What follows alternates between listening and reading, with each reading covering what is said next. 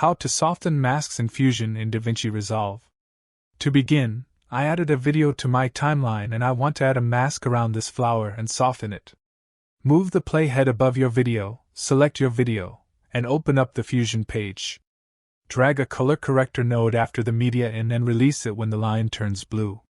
Select the color corrector node and in the inspector, change its color to any color. Now with the color corrector node selected, click on Polygon Mask to add it to the color corrector. Now drag a mask around the subject in the viewer. To soften the entire edges of the mask, in the inspector panel, increase soft edge value to your liking. Select the polygon mask and press one key on your keyboard to see the mask in the left viewer. Here, you can see that all the edges of the mask soften when I change the soft edge value. But let's say you want to soften only some edges of the mask and not all the edges. To do that, click on this D button on the toolbar and increase the zoom a little bit.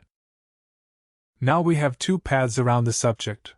One is the original mask, which is a solid line. Second is the soft edge tool, which is a dotted line. Drag the dotted line around to soften only that part of the mask. Here in the left viewer, you can see that only the left part of my mask is now softened. Anyway guys, thanks for watching and I hope you found this useful.